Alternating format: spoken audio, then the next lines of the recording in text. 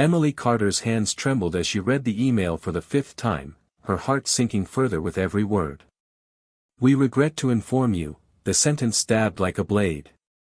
This was supposed to be her big break, a 6-figure interior design contract with a luxury development firm in downtown Austin, a deal she had nurtured for months. But just like that, it was gone. No explanation, no warning, just a polite apology, and the door slammed shut. She leaned back in her studio chair, the sleek leather suddenly feeling like sandpaper beneath her. Her phone buzzed. Another hit. A message from her best friend Lily. "Hey, Em. You might want to sit down before you check Nate's story." Her heart dropped again. She clicked over to Instagram, her thumb hovering with hesitation, then pressed the story circle. There was Nate, her boyfriend of 3 years, smiling on a beach in Tulum. But he wasn't alone. A brunette leaned into him, lips on his cheek. Emily's breath caught in her throat. The woman was Melissa, her business partner. The same Melissa who had told Emily she was going to a family wedding this weekend. Her stomach churned with betrayal, fury, disbelief. In one day, she had lost the biggest deal of her career and the 2 people she trusted most. She sat frozen, blinking through the realization that her life had just crumbled like plaster from a collapsing wall. She reached for the only comfort she had left, her grandmother's old locket, a delicate gold piece with a tiny blue eye in the center. Grandma May used to call it, the Watcher, a talisman to ward off bad intentions.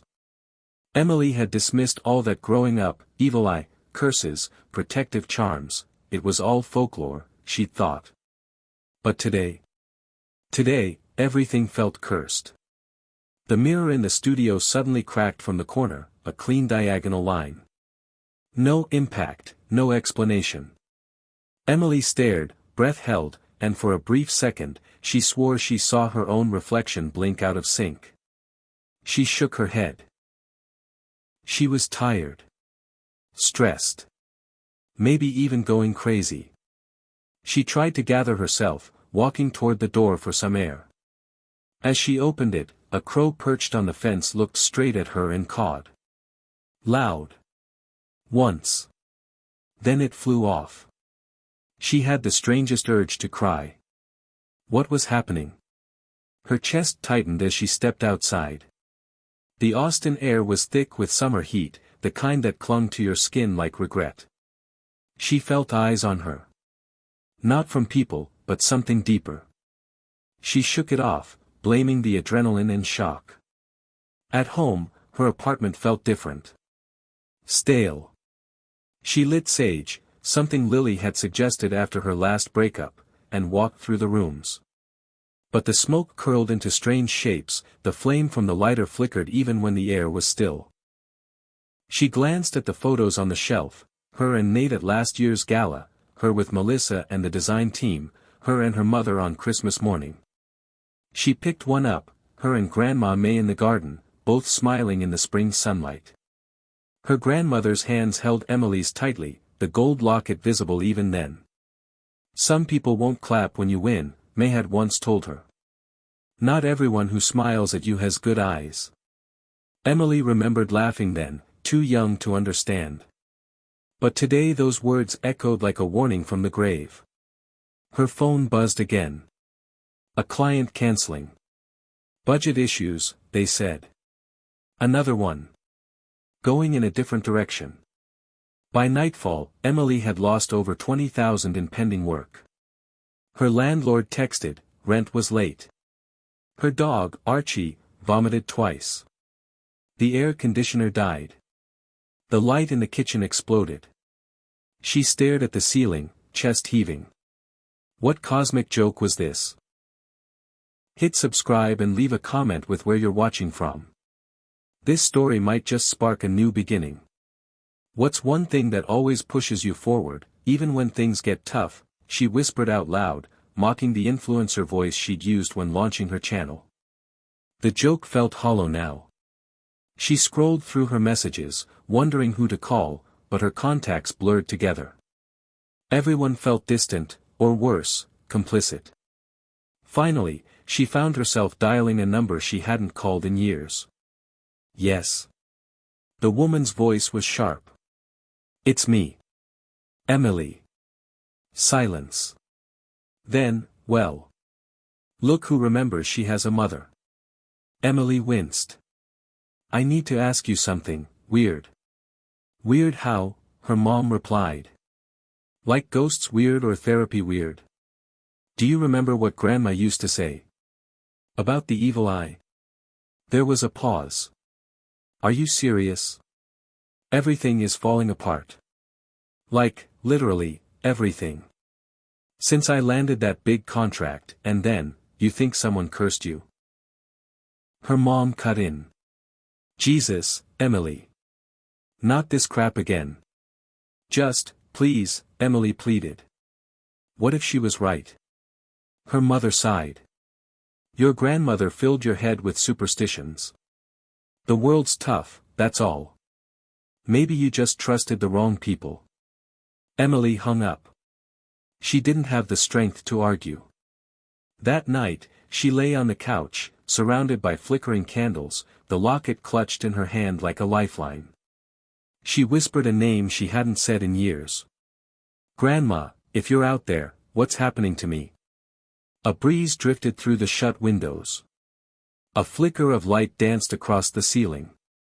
Then silence. She fell asleep eventually, dreaming of wide eyes watching her through keyholes, mirrors, and screens. The next morning, she woke to a puddle on the floor. The refrigerator had died. Her food spoiled. A foul smell hung in the air. She stepped outside again to escape it, and the same crow was back. This time, it dropped something near her feet before flying off. A blue bead. Glass. With a tiny eye painted on it. Her pulse quickened. She picked it up carefully. It matched the one in her grandmother's locket. She had no idea where to begin, but she knew one thing for sure now, this was no ordinary run of bad luck. And maybe, just maybe, the evil eye was real after all. Hit subscribe and leave a comment with where you're watching from. This story might just spark a new beginning. What's one thing that always pushes you forward, even when things get tough? Emily Carter hadn't always believed in things she couldn't see, but even as a child, she'd felt the weight of invisible forces pressing against her life like breath on a windowpane. The earliest memory she could recall was sitting cross-legged in her grandmother May's sunroom, the smell of lavender and old paper wafting around her, while May hummed an old Appalachian tune and ran her fingers over Emily's scalp in small, calming circles. Your hair is heavy today, she'd say, squinting like she could see something on the child's head. Someone's thinking too hard about you. Emily didn't know what that meant, but the way her grandmother's voice dipped into a whisper made it feel like a secret meant only for them. Her mother, Diane, would always roll her eyes when she caught wind of these moments. Mama, stop putting that hoodoo in her head. She's not a fortune teller. She's a kid. May would smile sweetly, never fighting back, but once Diane left the room, she'd lean in and whisper, there are two kinds of people in this world, those who protect energy, and those who poison it. Emily grew up in a house divided. One half mystical, the other half practical to a fault. Her mother worked in accounting, all numbers and straight lines, logic and results. Her father had left when Emily was 4. No real explanation. One day he was there, cooking breakfast in socks, and the next, he wasn't. The silence around his absence grew thick over the years, like ivy on a brick wall. Emily learned not to ask. So instead, she clung to her grandmother. While other girls were playing house, Emily was learning how to press herbs into oil, how to read the language of dreams, how to cleanse a room with sea salt and lemon. At sleepovers, she was the one telling stories with wide eyes and low voices, her friends hanging on every word as she explained the difference between jealousy and envy. Jealousy wants what you have, she'd said once, but envy wants to make sure you don't have it anymore. By the time Emily turned 15, her mother put her foot down. No more of your grandmother's nonsense. You're going to focus on school, get a real degree, and live in the real world. So Emily buried that side of herself. She learned to smile through conflict, to measure her wins carefully, to hide her losses even better. In college, she majored in design and minored in marketing. She graduated early, climbed the freelance ranks fast, and launched a boutique firm by 28. She was disciplined, admired, even envied, and she never told anyone that sometimes, at night, she still whispered to her grandmother before falling asleep. But beneath all the success, there were shadows Emily never let anyone see. She often felt watched in mirrors, her skin sometimes tingling as if brushed by unseen hands. Electronics near her would glitch randomly. People either loved her instantly or kept their distance without explanation. Friends came and went. Some got too close, then turned cold. She always blamed herself. Not until she met Nate did she think she might finally break the cycle. He was charming, with a smirk that danced on the edge of danger. A photographer with a passion for architecture and a love for strong espresso. They met during a home shoot. One latte later, he asked her out. 2 months later, they were inseparable.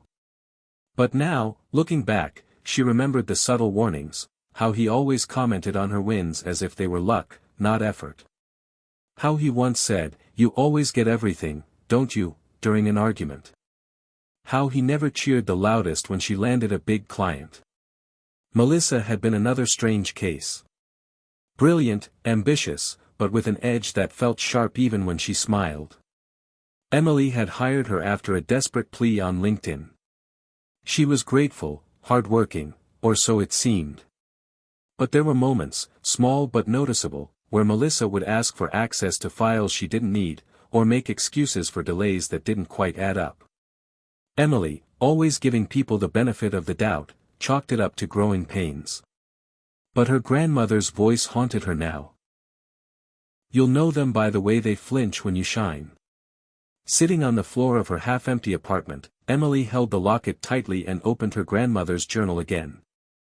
She hadn't read it in years, but something drew her to it like gravity. The pages were yellowed, the handwriting loopy and ink-stained. There were drawings of eyes, symbols she didn't recognize, and pages filled with quotes and warnings. One entry stood out: "The first sign is fatigue. Not the kind sleep cures. It is the bone-deep kind. The kind that steals your joy in silence.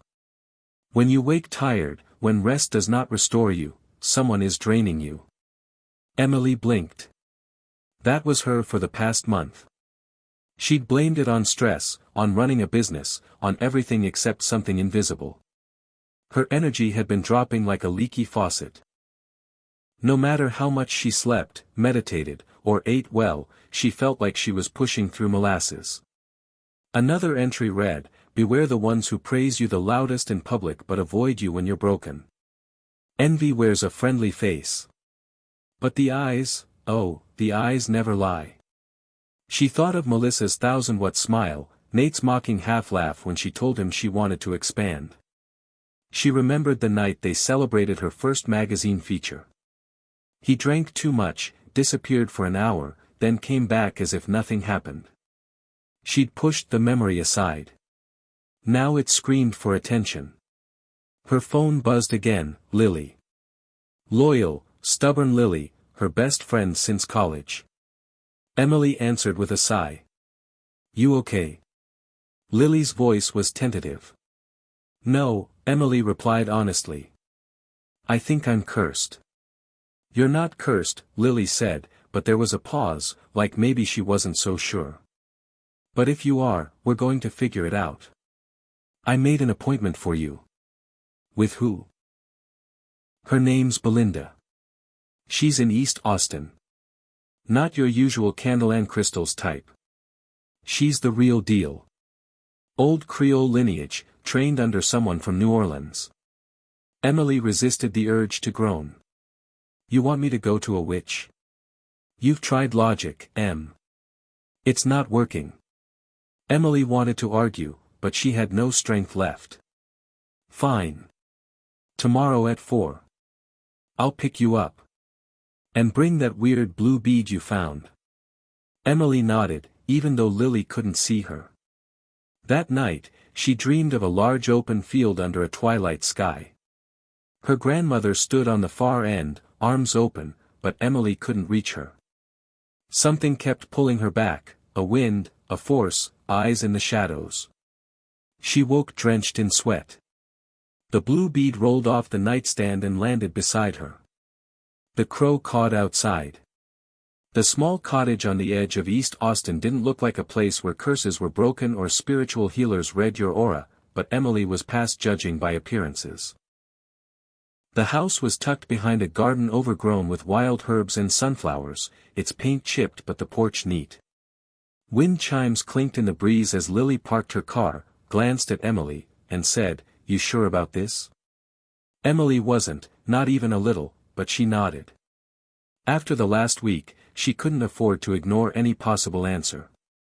Her phone was still silent, her email still bleeding clients, her bank account shrinking.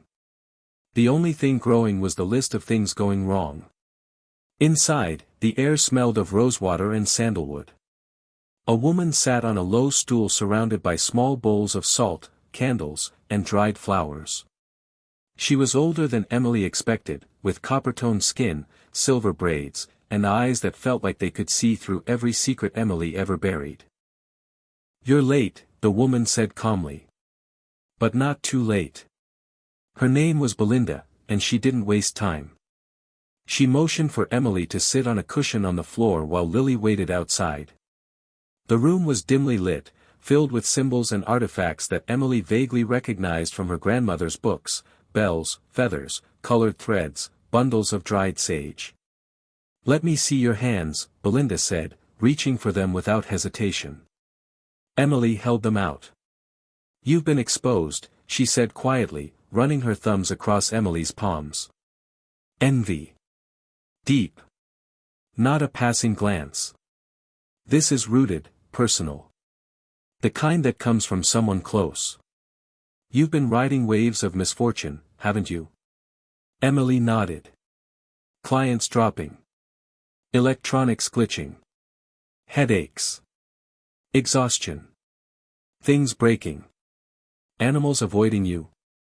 Emily thought of Archie growling at the corner of the room and the crow that had now appeared 3 mornings in a row. Yes. Dreams. Weird. Vivid, my grandmother. She's been trying to warn you. You're connected to her. Belinda lit a small bundle of herbs and let the smoke swirl around Emily. What was her name? May Carter. Belinda smiled. A wise woman. She carried power. You have it too, but you've let it go dormant. Emily blinked. I don't even know what that means. Belinda didn't answer. She reached behind her and pulled out a bowl filled with water and placed it between them. She dropped a single black thread into it and watched it curl. Then she plucked the blue bead from Emily's pocket. This is old protection. But it's been weakened. Too much exposure to bad energy. Too much pride shown to the wrong eyes. Emily shifted uncomfortably. You think someone cursed me? Belinda stared at the water. Not necessarily in a ritual sense. But someone has looked at you with a heart full of envy and sent that energy straight into your life. Some call it the evil eye. Others call it psychic attack. It doesn't matter what you call it. It drains the same way. And if you don't cleanse it, it keeps feeding. Emily's throat was dry. So how do I fix it? Belinda picked up a mirror from the table, cracked at the edge. She held it to Emily's face. First, you need to know who's watching you when you're not looking. Second, you need to learn the 5 signs. Third, you must decide if you're ready to lose some people. Because healing comes with shedding. Emily stared into the cracked reflection of her own face and suddenly felt like she was watching someone else. Tell me the signs, she whispered. Belinda began slowly, her voice like smoke. Fatigue without cause. Repeated, unnatural losses. Nightmares and paranoia. Technology resisting you. And finally, the feeling of being watched, or worse, praised too loudly by someone whose eyes don't match their mouth. Emily thought of Nate's smile the night she signed the magazine deal, how he kissed her forehead but avoided her eyes. She thought of Melissa clapping at the company party, standing stiff, her face too tight. "What do I do?" Emily asked again. Belinda stood and grabbed a thin vial of oil. "Tonight, you'll sleep with this on your forehead. In the morning, you'll burn what needs to be left behind. A letter. A photo. A lie. Then you'll speak the truth, even if your voice shakes." "And if it doesn't work?" Emily asked. "It will," Belinda said, eyes narrowing. "But only if you believe it can. Otherwise, you're just rearranging ashes." Emily took the vial, the blue bead, and the cracked mirror wrapped in cloth. Lily was waiting outside, tapping her steering wheel nervously. "So? Did she say you're cursed?" Emily got into the passenger seat. "She said I've been watched." Lily didn't respond at first. Then, honestly, I've always thought some people in your life wanted your life more than they wanted their own." "You think it's Nate?" Emily asked. "He hated your success," Lily said flatly. "He just hid it better than most." That night, Emily did as instructed.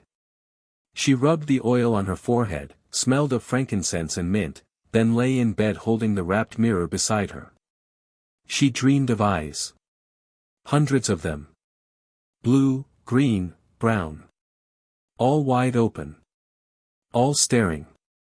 Some cried, some blinked. But one pair, dark, familiar, never moved. She woke gasping. It was 3 a.m. The air was cold despite the summer heat. She walked to the balcony, and there, like clockwork, the crow perched again, this time on the railing. It didn't caw. It just stared. She whispered to it.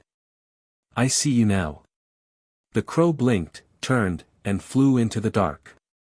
She went back inside and pulled out a photo, her and Nate and Melissa at last year's awards banquet. Her smile was wide, eyes sparkling. Nate was beside her, hand tight on her shoulder. Melissa, just behind, her smile frozen mid-expression. Emily stared at it for a long time. Then she lit a match. Watched it burn. The fire was fast. The paper curled, turned to ash in seconds. She sat in silence as the smell filled the room.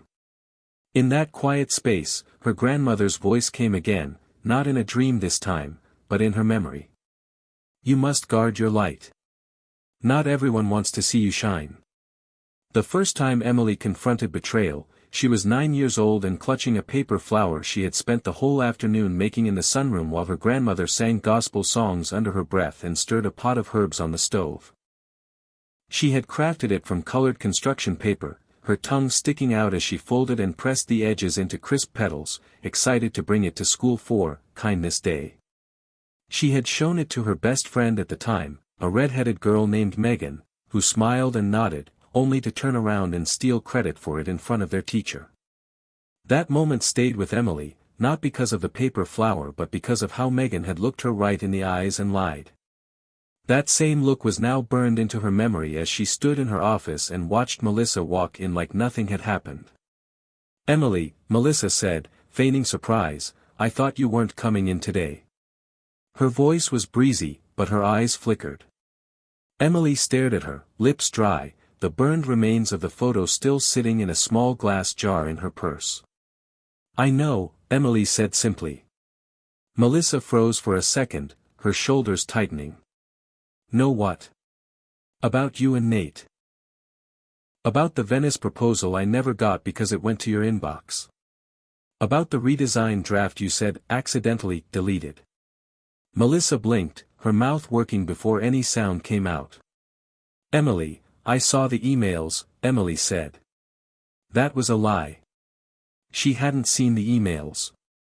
She hadn't needed to. The energy had told her. The way the files vanished when she left her office unlocked. The way Nate once mentioned ideas Emily had never shared with him but had brainstormed in meetings with Melissa. The way Melissa's smile never quite reached her eyes whenever Emily got press or praise. "You're paranoid," Melissa said finally, a smirk forming on her lips like armor. "You've been off your game for weeks. Clients noticed. I tried to pick up the slack." "You tried to become me," Emily said. Her voice didn't rise, didn't shake. She felt oddly calm. "And when that didn't work fast enough, you tried to ruin me." "You've always been dramatic," Melissa said, crossing her arms. "You just can't handle someone else shining." The accusation didn't land. Emily realized with a strange sense of detachment that she didn't care what Melissa thought anymore. She saw her now, not just as a person, but as a source. A leaking pipeline of envy, pouring quietly into Emily's life for months. Maybe years. Belinda had said the energy doesn't lie, even when people do. "You're done here," Emily said. "The board's getting your resignation this afternoon." Melissa laughed once, bitter and sharp. "You think they'll believe you? I've been here every day. You've been off chasing ghosts and burning sage." "I'm not the one who has to convince them," Emily replied. "I've got everything I need." Another lie. She had no solid proof. But she had herself back, and that felt like more than enough. Melissa turned to leave, but not before muttering, "You're going to regret this." Emily stood still, her hands clenched, heart pounding, not with fear, but release. That night, Emily returned to her apartment, her head spinning. Archie met her at the door, tail wagging slowly but warily, as if still unsure whether the house was safe. She scooped him into her arms, whispering, "It's okay, buddy. We're okay." The apartment was quiet, still filled with the scent of the protective oil Belinda had given her. She lit the candle again, watching the flame dance without interference. No sudden gusts, no flickering power outages, no shattering bulbs. Just peace. And yet, her thoughts spun. Nate hadn't contacted her. No apology, no explanation, not even a denial. Just silence. And in that silence, Emily realized the final truth: he hadn't just cheated. He had rooted against her. Every smile had hidden a bruise to her energy. Every compliment had been a slow leak in her confidence. She sat at the kitchen table and wrote in her journal for the first time in weeks. "I think I forgot who I was. I let people into my circle who didn't deserve a seat at my table. I confused attention for affection. And I ignored my own gut for the sake of keeping peace with people who never had my peace in mind." When she put the pen down, the blue bead rolled gently across the surface of the table. She caught it and held it in her hand. She felt warmth. Power. She pressed it to her lips, whispering thanks to her grandmother. "You always knew," she said. Then she pulled out her laptop and opened a file she hadn't touched in months, a concept deck for an online platform she had once dreamed of launching, focused on sacred spaces, healing interiors, and energy-protective design. It had been mocked by a former investor. Too woo-woo, they'd said. Not practical. But now, it felt like the exact medicine the world needed. Or maybe just what she needed. As she typed, ideas flowing like water, a message popped up in her inbox. Unknown sender. Subject line: "You've been seen." Emily's blood chilled. She clicked. The message was short. "You think you're safe. You're not. Watch your back." No name. No signature. No IP she could trace easily. She sat back, hand tightening on the mouse. It could have been Melissa. Or someone else entirely. Either way, it meant something dark wasn't ready to let go. But for the first time, she didn't feel afraid. She closed the laptop. Picked up the cracked mirror from beside the bed. Unwrapped it and stared into it. I'm not running anymore, she whispered. Come for me if you want. But I won't dim my light. Emily stood beneath the scalding stream of the shower, steam curling up like incense, her skin flushed red but her mind clearer than it had been in weeks. She had done it, cut ties with Melissa, blocked Nate, and sent the board a strongly worded letter outlining her reasons for restructuring the leadership of her company. She knew it was a risk, but her instincts told her that staying silent was the greater danger. Water cascaded down her face as she closed her eyes and replayed Belinda's warning again, you must decide if you're ready to lose some people. She hadn't expected the losses to come so quickly, but now, with Melissa gone and Nate ghosted into oblivion, a strange peace settled over her. Still, the email haunted her. You've been seen. The words felt like fingerprints on glass, unseen but undeniable. Someone still had their eye on her, and not the good kind. She stepped out of the shower and wrapped herself in a towel, fog clinging to the mirror in the bathroom. She wiped it away with the flat of her palm and stared at her reflection. For a brief second, the face that looked back at her seemed different. Not grotesque, not ghostly, just subtly altered. As if her expression had moved a split second out of sync with her motion. Her breath caught, but when she blinked, the image returned to normal. Her face. Her eyes. No shadow behind them. She shook it off and walked back into the bedroom, where the mirror from Belinda still sat on the nightstand, wrapped in black cloth. She unwrapped it and set it in front of her, watching herself reflected in its cracked surface. The fracture split her image, creating two halves that didn't quite align. You have to see clearly to break the line, Belinda had told her. Emily didn't know what that meant yet, but she knew something was still unfinished.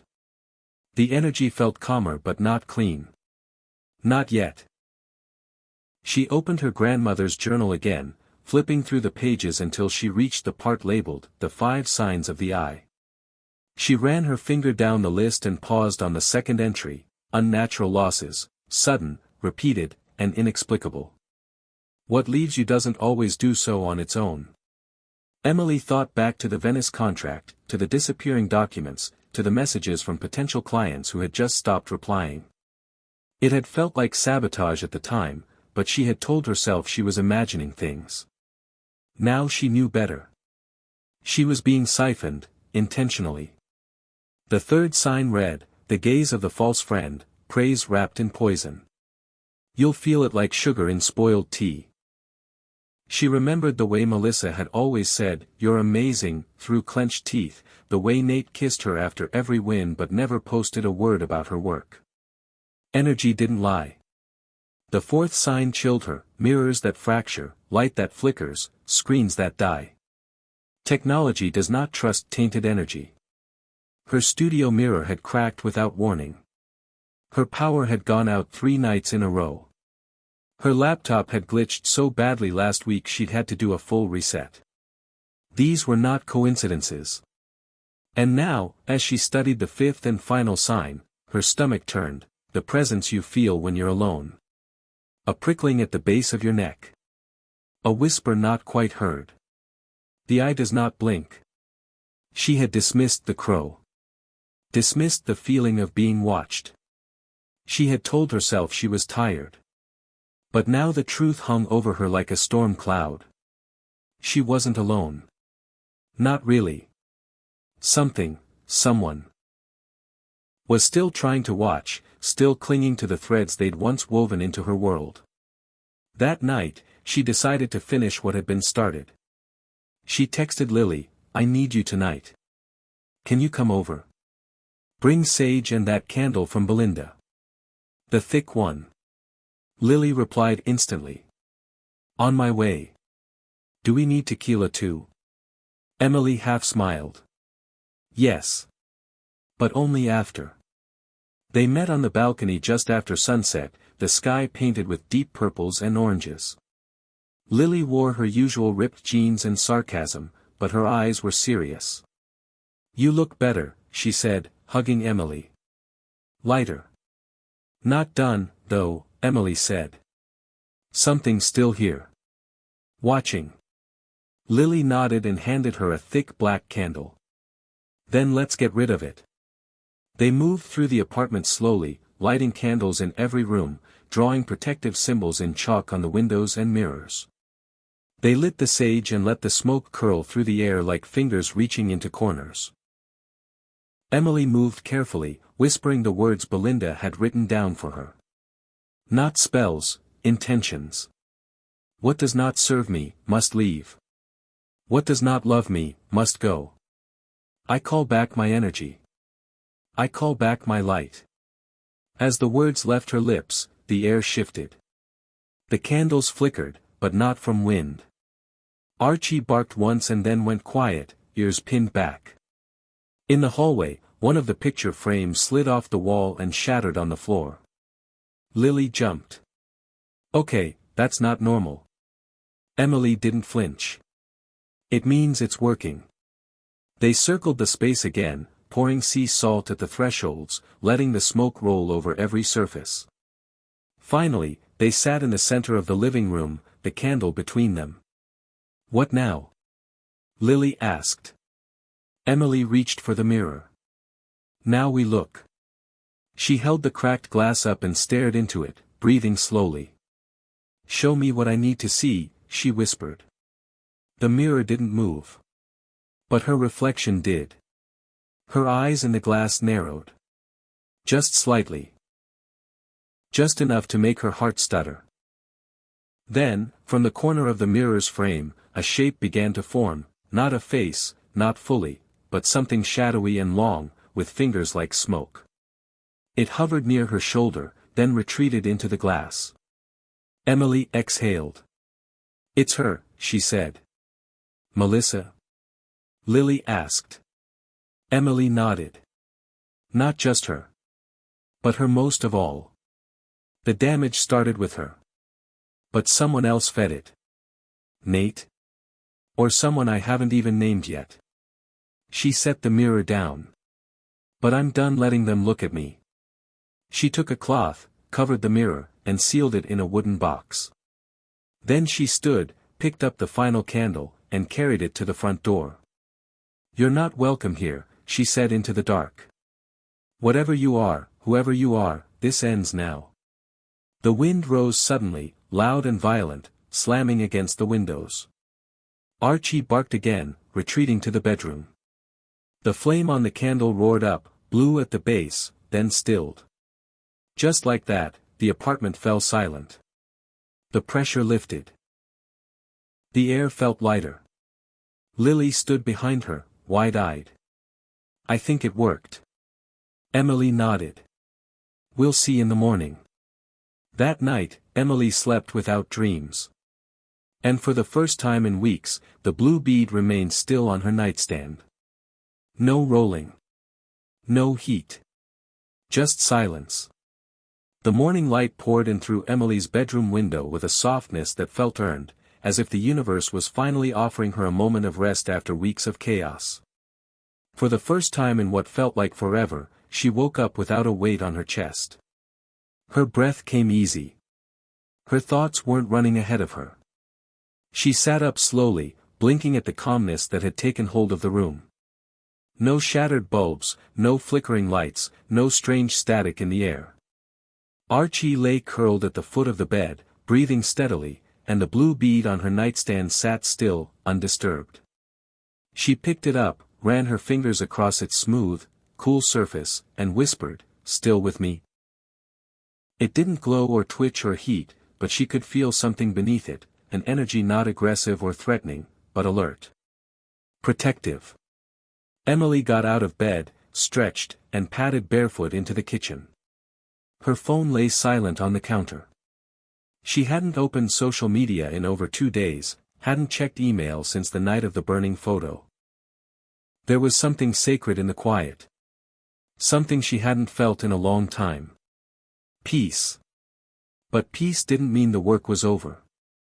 She remembered what Belinda had said, cleansing was the beginning, not the end. Envy doesn't vanish just because you see it. You have to build something it can't live in. Something rooted. Real. Unshakable. She made coffee and opened her laptop. The homepage still showed her business website, sleek, stylish, sterile. She stared at the curated photos, the copy written to sound impressive and polished, and she felt nothing. This had been her armor. Her mask. But not her truth. Not anymore. She opened a blank document and began to write, "This is what you're never told, that success invites eyes you don't see. That shining brings shadows. That the higher you rise, the more people wonder why it wasn't them instead of you. But the light you carry was never meant for them. It was meant to lead." She didn't know what she was writing, a manifesto, maybe. A mission statement. A new beginning. But it felt right. The cursor blinked patiently as she kept typing, ideas pouring out like water from a dam that had finally cracked. She was done pretending to be small to make other people comfortable. Done dimming herself to avoid the burn of envy. She would speak truth now. She would build something honest. She worked through the morning, breaking only to feed Archie and step out onto the balcony. The crow didn't appear. Instead, a soft gray dove landed on the railing and blinked at her before flying away. A sign? Maybe.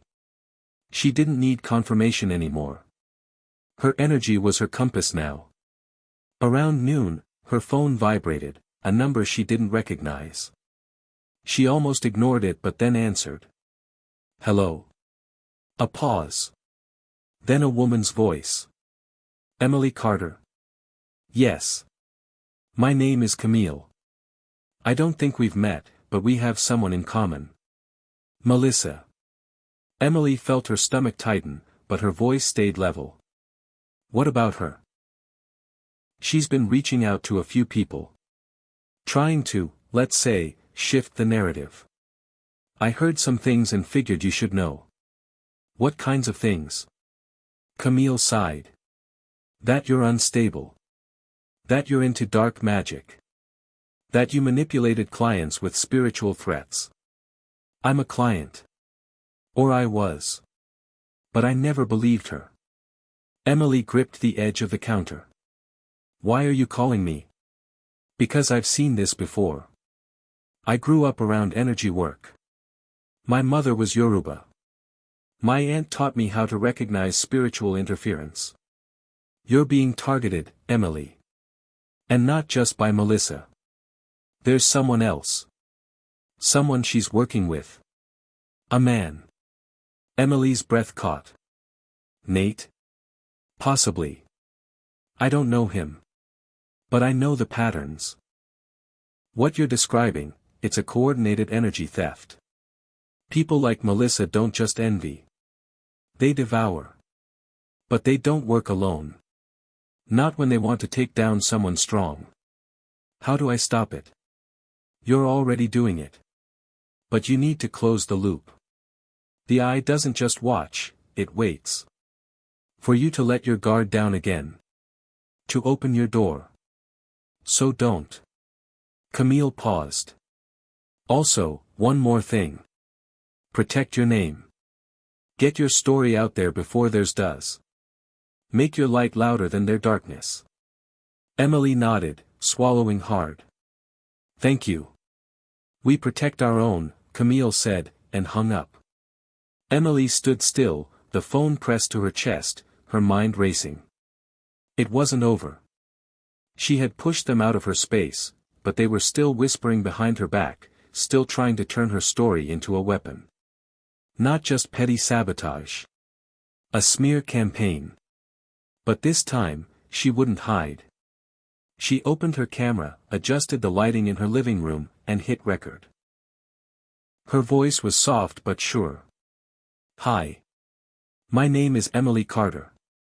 And I've been the target of something most people don't talk about. Energy attacks. The evil eye. Jealousy disguised as friendship. Sabotage from those I trusted. But this story isn't about revenge. It's about recognition. About waking up to what we're taught to ignore. When everything in your life starts falling apart without a clear reason, when people begin disappearing, deals collapse, and your health declines, you might be tempted to blame yourself. But not all storms are internal. Some are sent. And you have the right to protect your light. She paused, stared directly into the lens. If this has happened to you, you're not crazy. You're not alone. And you are not powerless. She hit stop. The video felt raw, but powerful. She posted it before she could second-guess herself. Then she closed her laptop and breathed. Outside, the sun was starting to set again. Another day survived. Another battle faced. She turned on the lights, and that's when she noticed the flicker. Just one bulb. The one above her desk. It flickered twice. Then steadied. A final test. Maybe. She walked over, stared up at it, and whispered, "You're not welcome here anymore." The light stayed on. Emily didn't expect the video to go viral. She thought maybe a few clients, a handful of friends, and some curious lurkers from her past might watch it and nod quietly to themselves. What she didn't expect were the thousands of comments that began pouring in within the first few hours, people from every corner of the country and beyond sharing their own stories, stories of unexplained loss, betrayal by trusted friends, relationships that rotted from the inside without warning. "This happened to me with my sister," one wrote. "My business failed after I posted my first major success. No one believes me when I say it felt targeted." Another said, "I thought I was crazy. I thought I was weak. Thank you for giving this thing a name." Emily read every comment with a mix of heartbreak and deep validation. She hadn't imagined it. None of it. She wasn't alone. More than that, there was a movement forming. A quiet awakening among people who had spent years brushing off their own instincts, silencing the alarm bells, and swallowing their intuition just to keep the peace. And now, someone had finally said it out loud. Still, the energy around her wasn't settled. The email threats had stopped, yes. The flickering lights had calmed. But in the space between, she felt something else. Not a presence, exactly, but a watching. Like standing on a stage with the curtain drawn back, knowing someone was sitting in the front row but refusing to show their face. She couldn't shake the feeling that something, or someone, hadn't let go. On Thursday, she received a letter. Not digital. Not anonymous. An actual letter, delivered in a white envelope with no return address, written in perfect cursive on thick paper. The smell of it hit her first, faintly floral, almost sweet, like lavender mixed with something deeper. She opened it carefully, Archie growling from the other side of the room. Inside was a single sentence, "You still owe me everything." No signature. No hint. But she knew. Nate. It had to be. The words had his brand of coldness, that haunting mix of ownership and accusation he used when he felt cornered. She placed the letter on her counter, lit a white candle beside it, and whispered a protective prayer. She didn't cry. She didn't panic. She just stared at the words until their power started to dissolve. That night, she returned to Belinda's cottage. This time, she came alone. No Lily. No hesitation. Belinda opened the door before Emily could even knock. "You've seen the face now," she said. Emily nodded. Melissa wasn't working alone. No. She was the flame. He was the wind. Nate. He hid behind charm, didn't he? That's the most dangerous kind of enemy. The one who loves your light until it shines brighter than theirs. Then they smother it. Emily followed her inside. The room smelled of cedar and lemongrass. Belinda motioned for her to sit. "I need to finish this," Emily said. "I need to protect what I'm building. My name. My energy. My future." Belinda smiled faintly. "Then you're ready." She pulled out a small leather pouch and laid it on the table.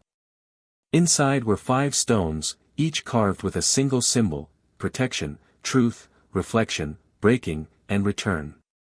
"You're going to create a circle," Belinda said. "Not physical, energetic. These 5 stones are the keys. Each must be placed with intention. One in your home. One in your workspace. One on your body. One in the place where your heart broke. And one where your strength was born." Emily stared at the stones. "That last one. I don't know where that is." "You do," Belinda said softly. "Think. Where did you first know you were different? Where did you first feel your gift?" Emily thought back. Through the noise, the pain, the betrayal. Back to the sunroom in her grandmother's house. The paper flower. The betrayal by Megan. But also the comfort that followed, her grandmother kneeling beside her, placing her tiny hand on Emily's chest and whispering, "You carry light, baby. Some people will love you for it. Others will try to steal it. But it's yours. Never forget that." "It's in Memphis," Emily said quietly. "Then you'll go," Belinda replied. "When the stones are placed, the circle will close. And no eye, evil or envious, will break through again." Emily took the pouch and stood. "One more thing," she said. "What if they don't stop? What if they come back stronger?" Belinda looked her dead in the eye. "Then you fight back with the thing they fear most." "What's that?" Emily asked. "Visibility," Belinda said. "You live. Loud. Bright. Public. They thrive in silence. In whispers and rumors. Drag them into the light, and they wither." Emily felt her heartbeat steady. She left the cottage and drove straight home, clutching the pouch like it was sacred. Over the next 3 days, she placed the stones. The one for her home went beneath the front welcome mat, buried in salt. The one for her workspace she slipped inside the drawer of her desk, nestled next to her journal. The one for her body she wore as a pendant, strung on a leather cord and resting against her heart. The one for her heartbreak she buried beneath the old park bench where Nate had first told her he wasn't sure he believed in marriage anymore, after already proposing and helping her pick out a dress. The final stone, the one for strength, would take a flight. She booked a one-way ticket to Memphis, messaged Lily to house sit, and packed lightly. As the plane took off, Emily watched the city shrink beneath her. Her heart didn't race. Her palms didn't sweat. Instead, she felt grounded. Rooted. She had broken the loop. Now she would close the circle. The air in Memphis was thick and familiar, like time had folded over and brought Emily back to a version of herself she had forgotten. Not the businesswoman. Not the heartbroken survivor. Just the little girl who once believed in magic and protection and something sacred stitched into the sky above her grandmother's house. As the taxi rolled past faded murals and churches with peeling paint, she felt the weight of memory settling in, not heavy, but grounding. Like putting both feet back on soil that knew her name. The neighborhood hadn't changed much. The oak tree on the corner still leaned like it had a secret. The sidewalk cracks still told stories in the way the grass pushed through them. And her grandmother's house, though empty now, still stood, worn but steady, the same pale yellow siding and screen door that creaked when she opened it. The key her aunt had mailed her a year ago still fit the lock. Inside, the smell of dust and old cedar hit her like a wave. But beneath it was something else, lavender, maybe, or rose oil. Something her grandmother had once dabbed on her wrists and behind her ears before church. Emily stood in the living room for a long time, letting the quiet settle. The couch was covered in a sheet, the TV long gone, but the energy remained. Safe. Whole. Like it had waited for her. She walked through the house slowly, tracing her fingers along the walls, the windowsills, the edge of the kitchen counter. When she reached the sunroom, she stopped. It looked almost exactly the same, sunlight pouring in through dusty panes, a rocking chair still in the corner, and the small wooden table where she'd once built that paper flower. The same table where she'd sobbed after Megan had betrayed her, not just from the lie, but from the way it made her question everything about herself. Her grandmother had sat beside her, humming an old hymn and brushing her hair back with weathered fingers. "Baby, when someone envies you, it means they see something they don't have the words to honor. It's not your job to dull your light just because they don't know how to hold it." Emily knelt beside the table, pulled the final stone from the leather pouch, and held it tightly in her hand. This was the place. This was where she first understood what it meant to be seen, and what it meant to be targeted. She placed the stone on the wooden floor, closed her eyes, and whispered, "I call back my strength. I seal my circle. I protect what is mine." The moment the words left her mouth, a breeze moved through the room, soft but clear, as if the house itself exhaled. The curtains fluttered. The light shifted slightly, warming. The stone pulsed once in her hand and then went still. It was done. Circle closed. Emily sat in the sunroom for what felt like hours, letting the warmth seep back into her bones. For the first time, she allowed herself to cry, not the frantic sobs of betrayal or fear, but the quiet tears of release. Grief for what she had endured. Gratitude for what she had learned.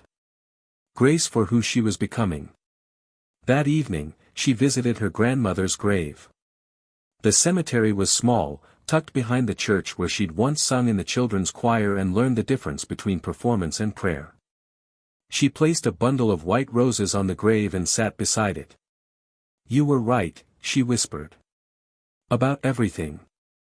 They tried to steal my light. But I remembered who gave it to me." She pulled the blue bead from around her neck and held it up to the fading sky. "You taught me what this really meant. That it's not about superstition. It's about claiming your energy. Protecting it. Honoring it. I get it now." As the sun dipped behind the trees, she felt a warmth bloom in her chest, not supernatural, not dramatic. Just, real. Like someone was holding her hand from the other side. That night, she slept in the old house, curled beneath a blanket that still smelled faintly of her grandmother's perfume. No nightmares. No shadows. Just rest.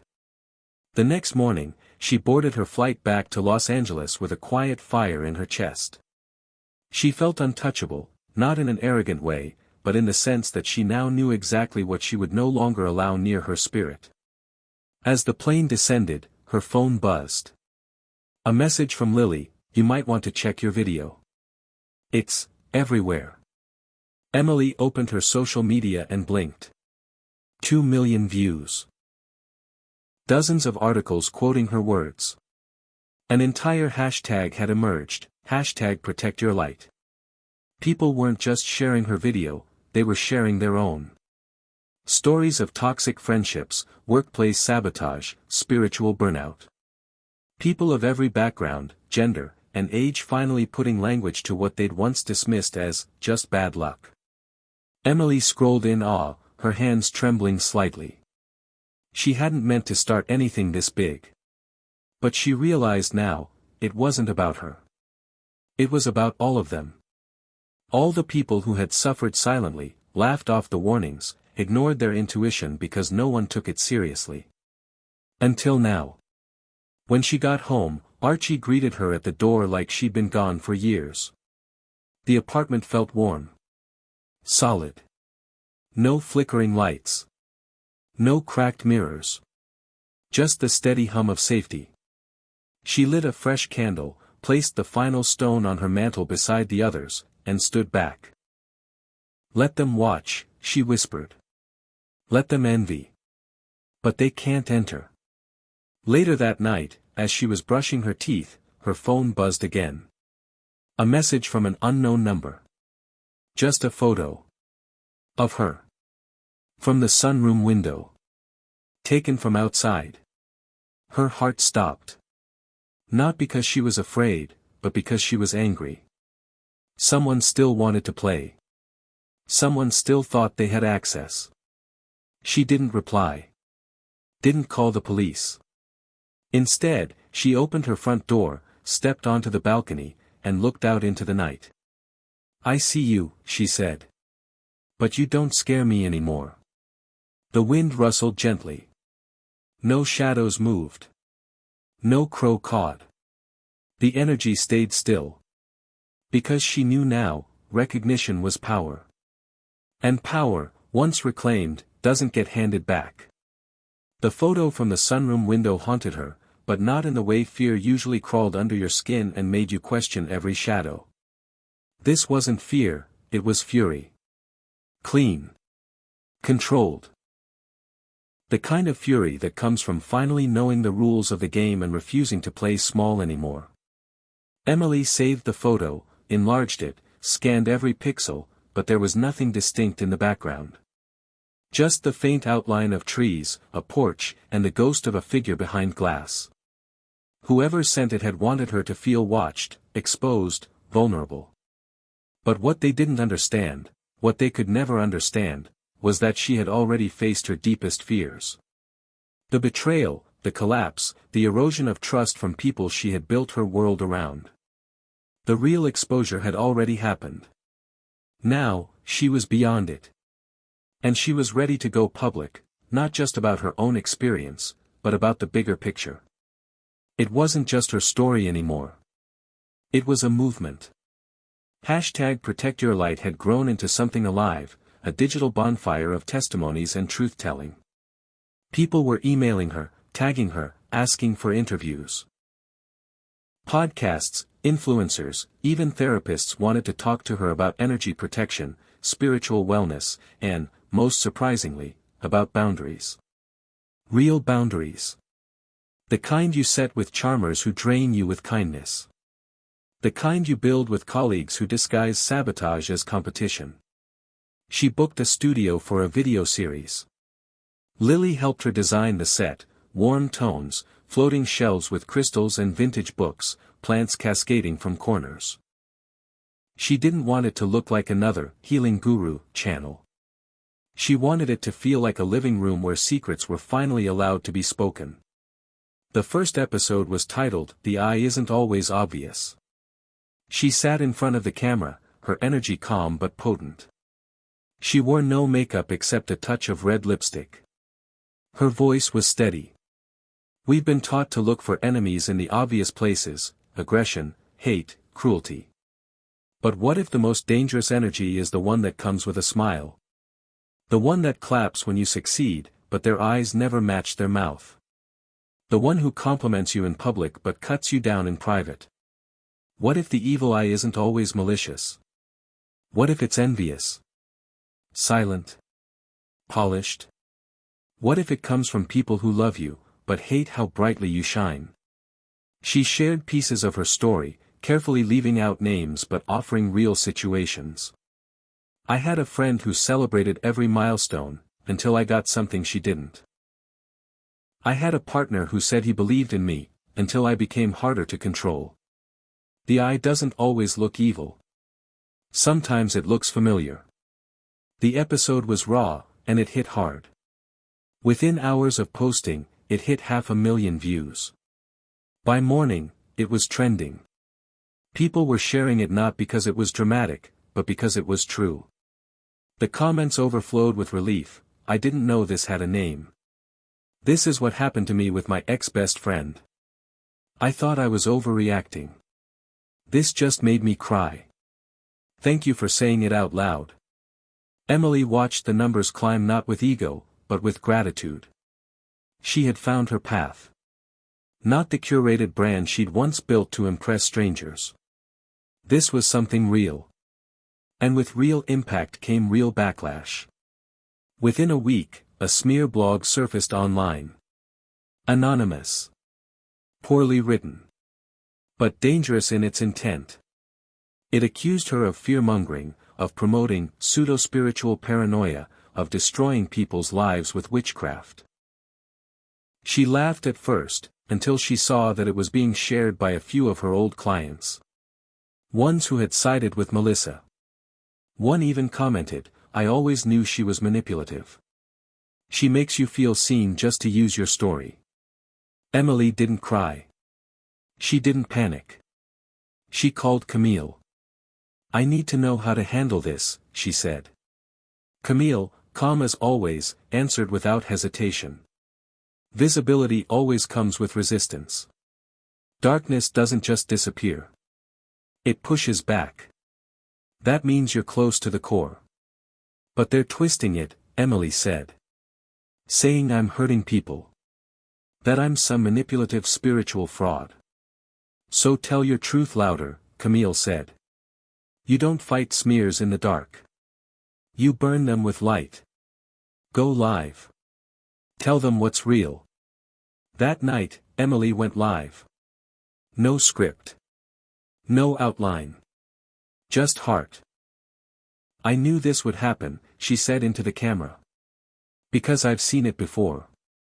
When people start to wake up, the ones who benefit from their silence panic. They call you crazy. Dramatic. Manipulative. They want to keep you small. And if they can't do it through kindness, they'll do it through fear. But I'm not afraid of your fear anymore. The comments flooded in, fire emojis, hearts, people typing, I feel this, and, don't stop. She leaned in closer. I'm not here to sell fear. I'm here to remind you of something you've always known deep down. That your energy is sacred.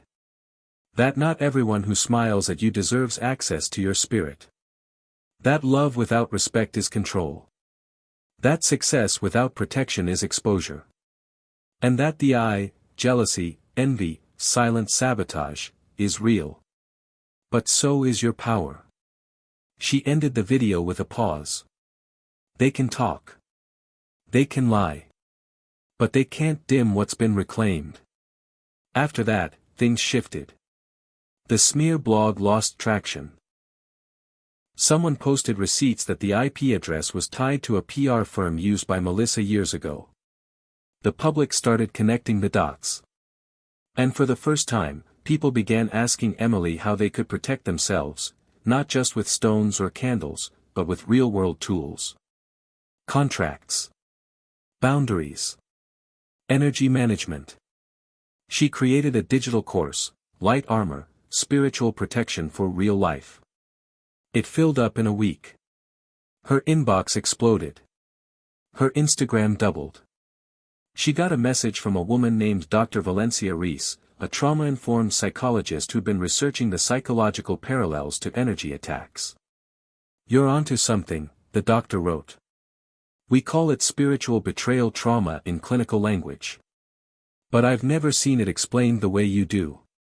Let's talk. They recorded a joint podcast episode. It went viral. NPR reached out. Netflix followed. What started as a silent wound had become a symphony. But still, in the quiet of night, Emily sometimes felt it. That watching. The occasional cold pocket in the air. The mirror that caught a shadow she couldn't explain. Not malicious. Not threatening. Just, lingering. Echoes. She understood now. Envy didn't vanish. It transformed. People didn't always change, even when you did. But you could seal your gates. You could light your path. You could live out loud in a way that no eye could enter. Not without your permission. And that was her vow now. To never shrink. To never apologize for being radiant. Because what once made her a target was now the very thing lighting the way for thousands of others. And that was a kind of power no smear, shadow, or stare could ever undo. Hit subscribe and leave a comment with where you're watching from. This story might just spark a new beginning. What's one thing that always pushes you forward, even when things get tough? Emily had always been a woman of reason, a seeker of facts beneath the layers of emotion and mysticism. So when Dr. Valencia Reese reached out, it felt like a bridge between two worlds, the spiritual and the scientific, finally meeting in the middle. Their podcast episode had blown up overnight, with listeners from all walks of life thanking them for opening the conversation. But Emily wanted more than anecdotes and hashtags. She wanted to understand the neurological and psychological mechanisms behind the evil eye, the energy attacks she and so many others described. She met Dr. Reese in a small studio downtown, where soft daylight filtered through tall windows. The doctor was warm, approachable, with eyes that sparkled behind her glasses, a woman whose presence carried both calm and fierce intelligence. What we call spiritual betrayal trauma, Dr. Reese began, is a phenomenon where the brain registers emotional and psychological damage that mimics physical trauma. When someone you trust projects envy, sabotage, or silent hostility, your brain activates stress responses as if you were in actual danger. Emily nodded. So it's real. Not just superstition. Exactly. Your body doesn't distinguish between emotional threat and physical threat in those moments. Cortisol spikes, heart rate increases, sometimes even immune function dips. Chronic exposure to this kind of emotional sabotage can lead to lasting anxiety, depression, and a diminished sense of self. Emily thought of Nate's cold words, Melissa's calculated smiles, and the way her energy had crumbled under invisible weight. So when people say they feel drained or unlucky, it's not just in their heads. It's very much in their bodies. And the patterns we see are consistent, especially among people who have close relationships with their saboteurs. The evil eye is a metaphor, but it describes a real dynamic, covert emotional abuse masked as normal social interaction. Emily's mind reeled. It was one thing to hear stories on social media, but hearing the science made her feel validated on a new level. What about protection? The stones, the circles, are those just symbolic, or is there something more? Dr. Reese smiled. Symbols are powerful. The placebo effect alone can trigger real physiological changes. But more importantly, these rituals create boundaries. They serve as reminders, mental and emotional anchors, that help people reclaim agency over their energy. The most effective protection is psychological, recognizing toxic patterns, setting firm boundaries, and cultivating resilience. Emily realized this was exactly what she'd been doing intuitively all along, creating her own light armor, not just with physical tokens but with new mental habits. So this is where science and spirit overlap, she said. Both are about harnessing belief and intention to heal. Right. And the more people understand both sides, the better equipped they'll be to protect themselves. They talked for hours, diving into research on neuroplasticity, trauma recovery, and the role of community support in healing. Dr. Reese emphasized that isolation was the enemy of recovery. When people stay silent or pretend nothing's wrong, the patterns get reinforced. But sharing stories, like you're doing, helps break the cycle. Emily felt a surge of gratitude. This was why she had to keep going, because knowledge was power, but shared knowledge was revolution. After their meeting, she drafted a new blog post titled "The Science Behind the Shadows," breaking down complex ideas into accessible language. She included diagrams of how the brain reacts to emotional stress, tips on how to recognize covert envy, and practical advice on setting boundaries. The response was immediate and overwhelming. Emails poured in from therapists, coaches, and everyday people thanking her for making the invisible visible. One woman wrote, "For the first time, I understand why I felt sick around my best friend for years." Another said, "This helped me forgive myself for walking away from toxic family members." Emily realized her journey was no longer just personal, it was a lifeline for thousands struggling to make sense of their experiences. But with growth came new challenges. The energy around her shifted again. The anonymous watcher had not disappeared, if anything, the attention seemed to amplify the intensity of subtle attacks. A window shattered in her apartment at 3 a.m., a chilling reminder that some battles weren't won by visibility alone. Yet, this time, Emily was different.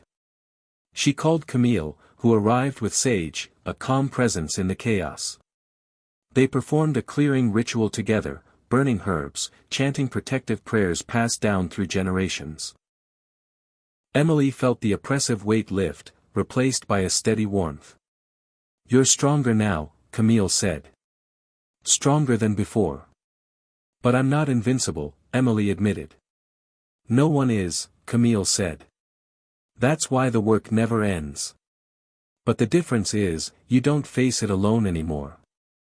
That night, Emily updated her course, adding a module on the neuroscience of trauma and practical grounding exercises. She invited Dr. Reese to contribute guest lectures, merging spirituality and science seamlessly. As her community grew, so did the depth of conversations. People shared not just stories of harm, but stories of healing and transformation. The evil eye was no longer a curse whispered in fear, it was a call to awareness, resilience, and self-love. And Emily, once a woman shattered by envy and sabotage, had become a beacon guiding others through their darkest moments toward light. Emily had learned to spot the signs of the evil eye, to protect her energy, and to embrace both science and spirit as allies in her healing. But nothing prepared her for the hardest lesson yet, the betrayal that came from someone she loved and trusted the most. Nate. He had been her anchor when everything else was crumbling, the one person she believed had her back through thick and thin. When the business began to revive and her message spread like wildfire, Nate was the quiet force behind the scenes, managing logistics, calming nerves, and reminding her she was more than the sum of her past wounds. But beneath his calm exterior, something had shifted. Emily noticed subtle changes, the way he would sidestep questions, the way his compliments felt hollow, the way he sometimes lingered too long on a conversation with Melissa. She pushed the thoughts aside, telling herself she was imagining things. After all, she had survived much worse alone. She didn't need to suspect the one person she trusted most. Then came the night that broke the fragile illusion. She found Nate's phone unlocked on the kitchen counter, a message thread open. She wasn't proud of sneaking, but something urged her to look. The texts were cold, calculating, and filled with subtle digs about Emily's mental state, her reckless decisions, and her growing audience. There was a plan, to undermine her credibility, to sabotage her next launch. And worst of all, the messages weren't just between Nate and Melissa. There were others, former friends, competitors, people who had once whispered behind Emily's back. Her heart shattered, but her resolve hardened. She confronted Nate the next morning, voice steady but fierce. "Why?" she asked. "Why would you do this?" Nate's face twisted in anger and guilt. "You don't understand. You're getting too big, too fast. You're making enemies. I'm trying to protect you. By stabbing me in the back." Emily shot back. "You think this is protection? This is betrayal." The truth was harsh but liberating. Trust, once broken, didn't have to mean defeat. It meant boundaries. It meant self-respect. She told Nate he needed to leave. She wasn't angry, just clear. Her energy had no room for deception, even from love. The fallout was messy. Nate spread rumors, tried to spin the narrative, but Emily had built a fortress. Her community stood with her.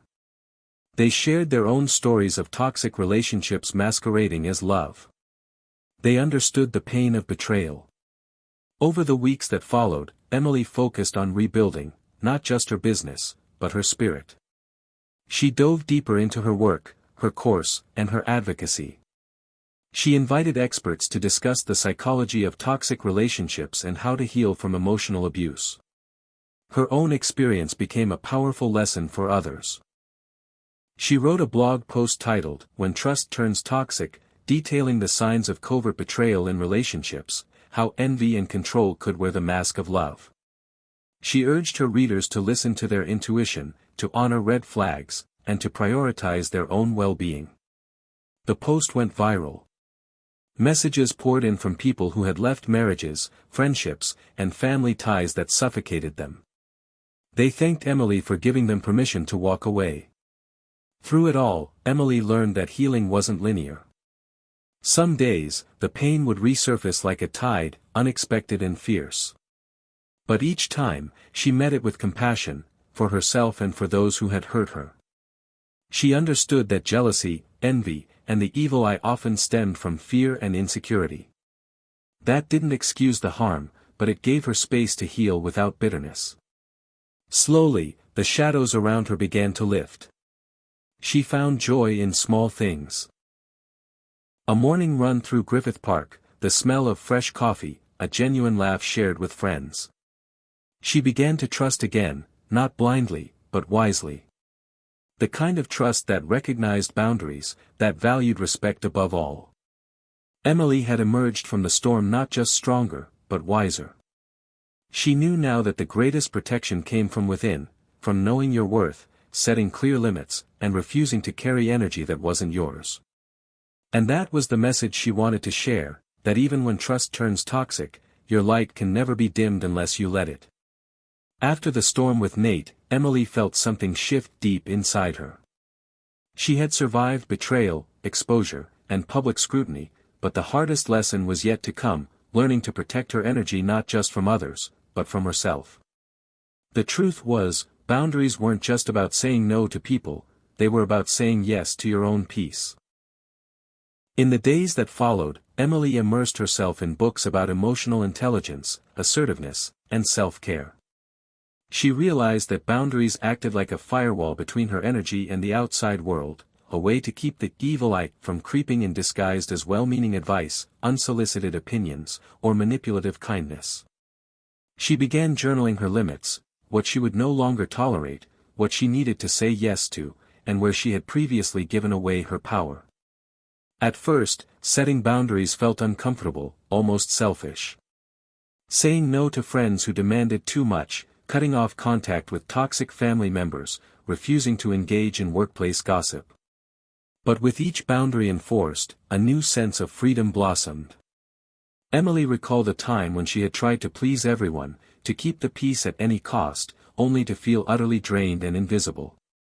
Now, every no she said was a yes to her own well-being. She remembered Camille's words during one of their clearing rituals, "Your energy is sacred. Protect it fiercely." That phrase became her mantra.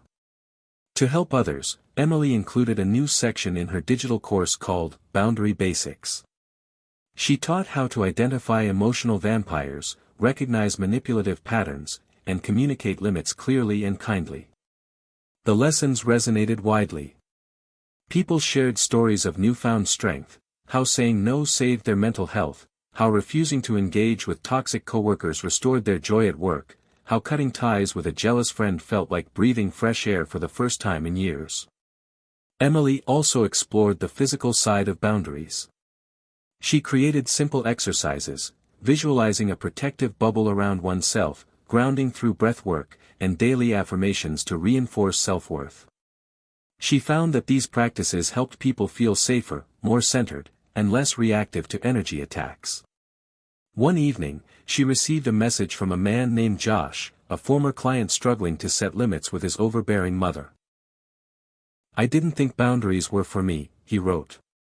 "But after your course, I told her no for the first time, and it felt like reclaiming my life." Emily smiled, realizing that the power of boundaries wasn't just for women or spiritual seekers. It was universal. It was human. Yet, setting boundaries wasn't always easy. Emily herself faced moments of doubt, especially when old patterns tried to creep back. She sometimes feared losing relationships or disappointing people. But she reminded herself that healthy connections thrive on respect and honesty, not sacrifice and silence. One afternoon, while filming a new video, she spoke directly to her audience. Boundaries aren't walls. They're bridges to better relationships, with yourself and others. When you protect your energy, you invite respect. You teach people how to treat you. And the truth is, you deserve that respect. The message was simple but profound, and it landed hard. Comments flooded with gratitude and newfound resolve. "I'm going to try setting a boundary today," one woman typed. "Thank you for giving me permission to say no," said another. Emily's community was growing, not just in numbers, but in strength and clarity. They were learning to spot the evil eye before it struck, to shield their light with firm but compassionate boundaries. And Emily knew that this was the real power, the power to choose who gets to stand in your light and who doesn't. Because the evil eye couldn't penetrate a heart that refused to let it in. Emily was beginning to understand that the evil eye wasn't just about jealousy or betrayal, it was a constant, unseen battle over energy. This battle wasn't fought with swords or guns, but with presence, awareness, and the fierce protection of one's own spirit. She noticed how some days she woke feeling completely drained, despite no obvious reason. Her once vibrant energy felt like a leaky faucet, trickling away slowly under the weight of invisible forces. She began tracking these moments, asking herself what had happened before, who she had been around, and what emotions she'd been carrying.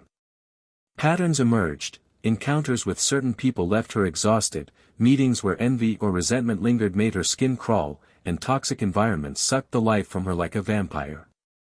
But it wasn't only external forces, self-doubt, negative self-talk, and unresolved trauma also chipped away at her vitality.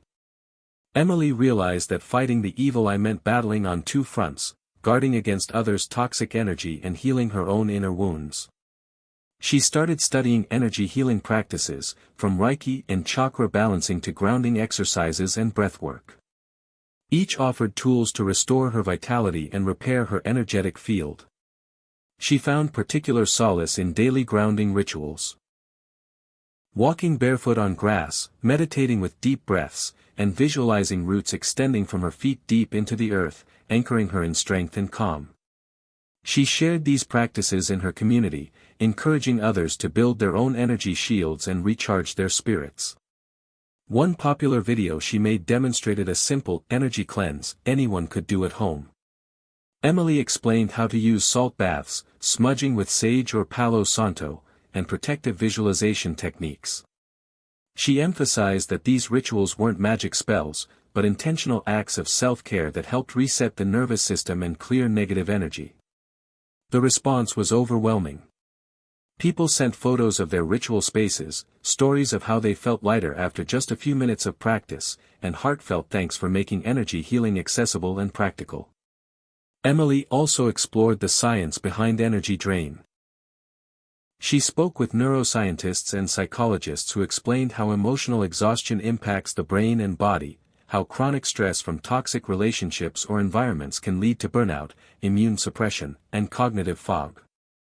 She wove these insights into her content, helping people understand that protecting their energy was a critical act of survival, not spiritual fluff. Yet, no matter how many techniques Emily taught, she knew the battle was ongoing. The evil eye was a relentless force, morphing and adapting, testing her boundaries and resilience.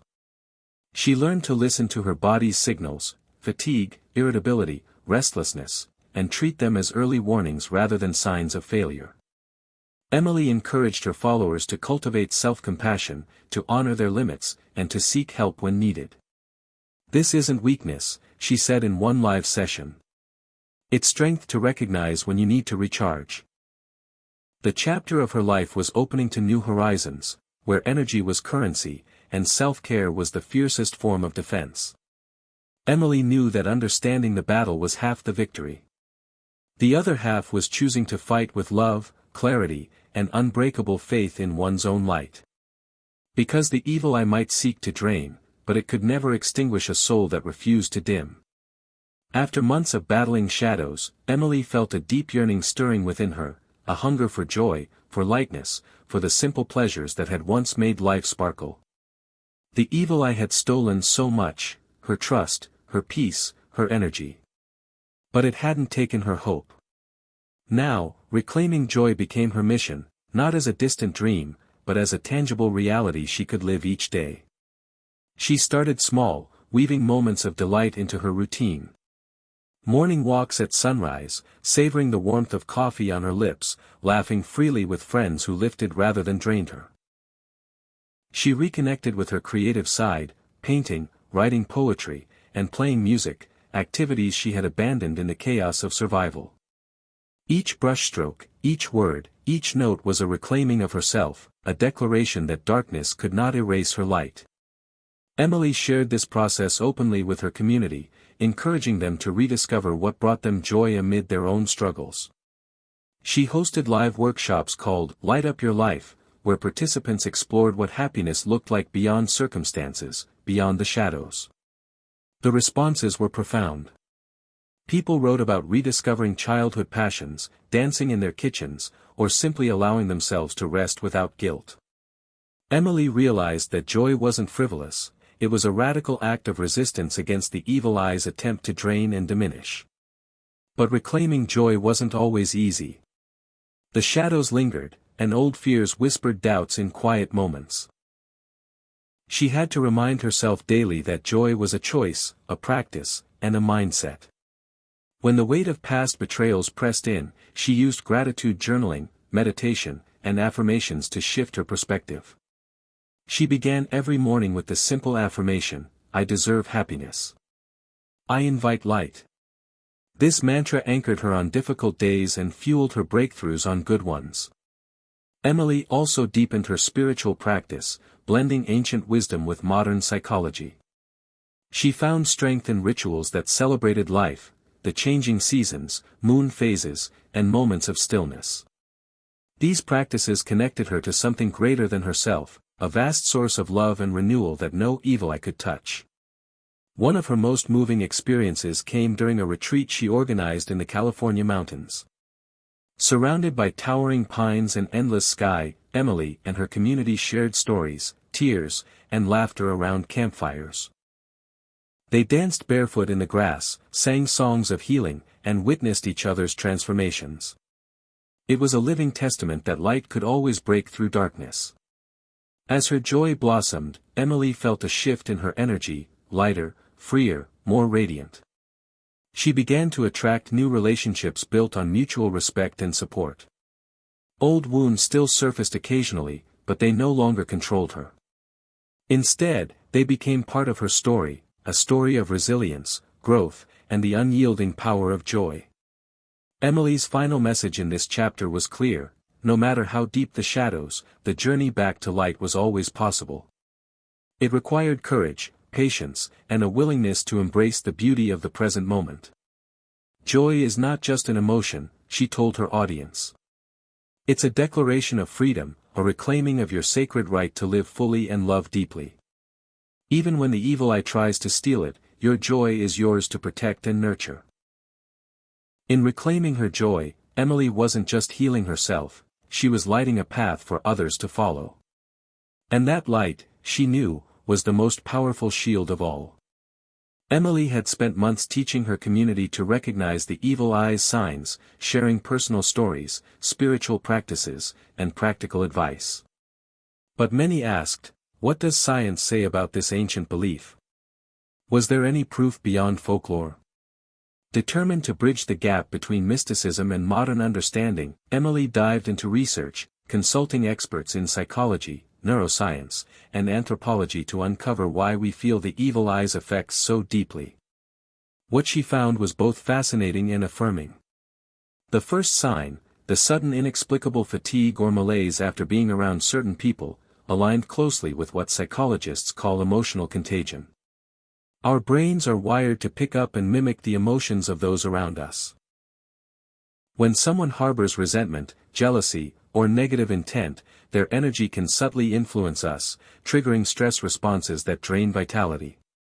The mirror neurons in our brains fire in response to others' feelings, making us involuntarily absorb their emotional state.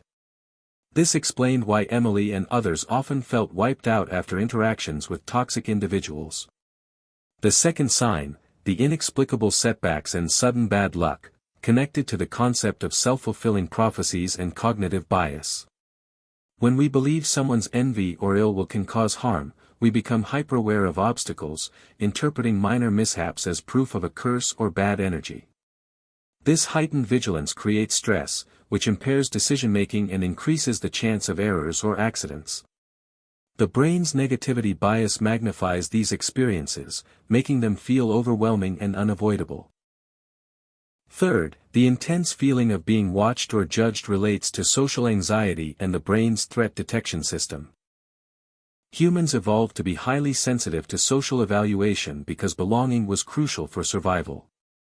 When faced with hostility or jealousy, our amygdala, the brain's alarm center, heightens vigilance, triggering fight-or-flight responses even if no physical threat exists.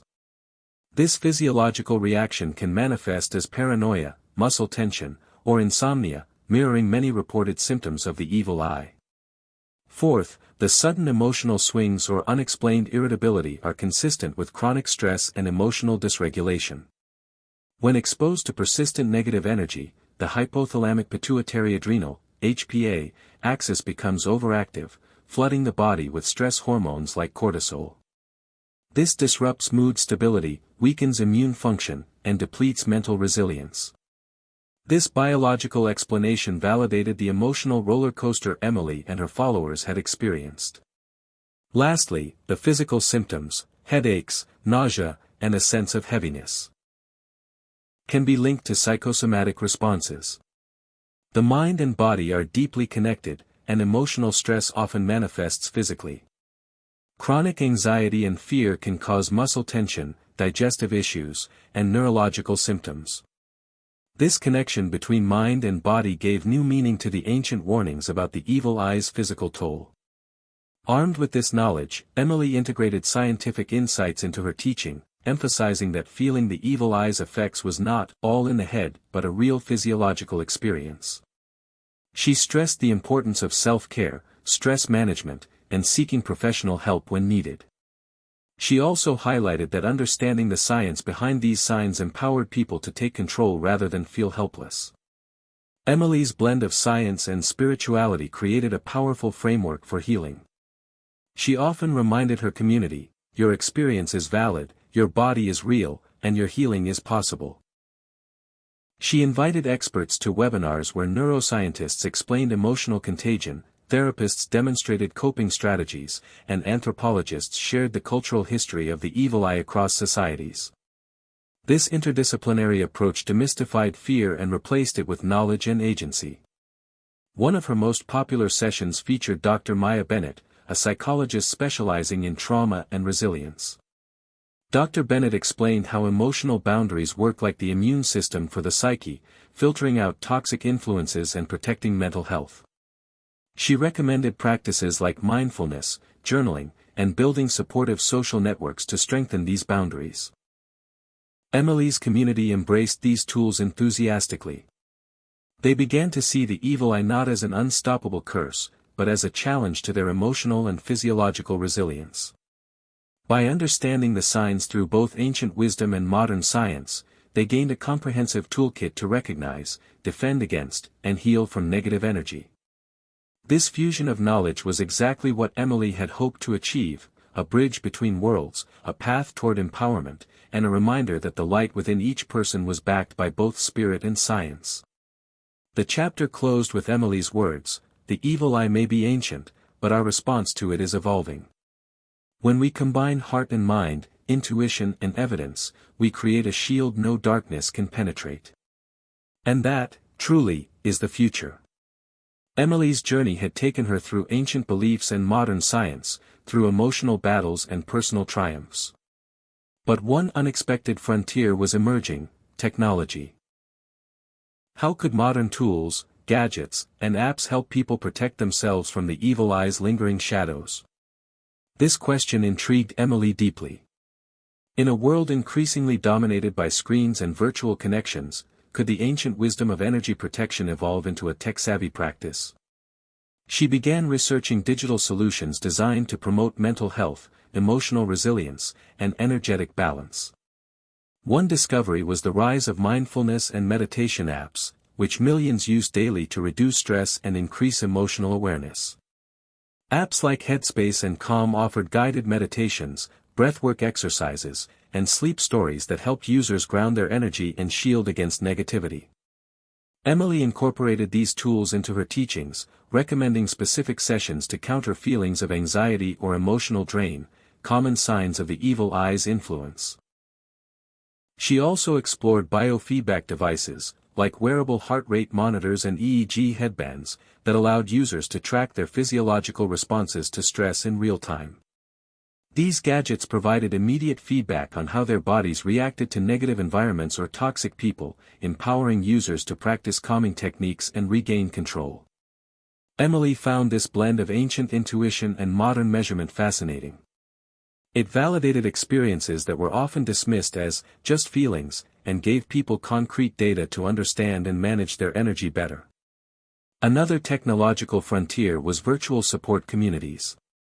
Emily's online group thrived, but she also discovered larger platforms where people shared stories, advice, and healing practices related to the evil eye and other spiritual challenges. These digital circles created spaces of empathy and validation, breaking the isolation many felt. In these forums, users exchanged tips for cleansing spaces digitally, using sound healing playlists, virtual smudging ceremonies, and even augmented reality apps that overlaid protective symbols in their homes. Emily embraced these innovations, realizing that technology didn't diminish spirituality, it expanded its reach.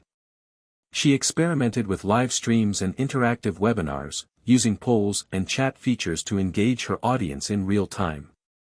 This dynamic interaction created a sense of presence and collective energy, bridging the physical distance between her and her followers. However, Emily also cautioned against over-reliance on technology. Screens could amplify anxiety, increase exposure to negative energy, and create distractions from authentic self-care.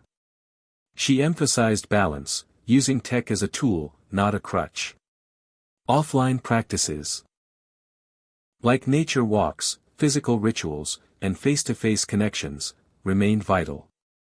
Emily's journey into tech also led her to explore electromagnetic fields, EMFs, and their controversial role in energy health.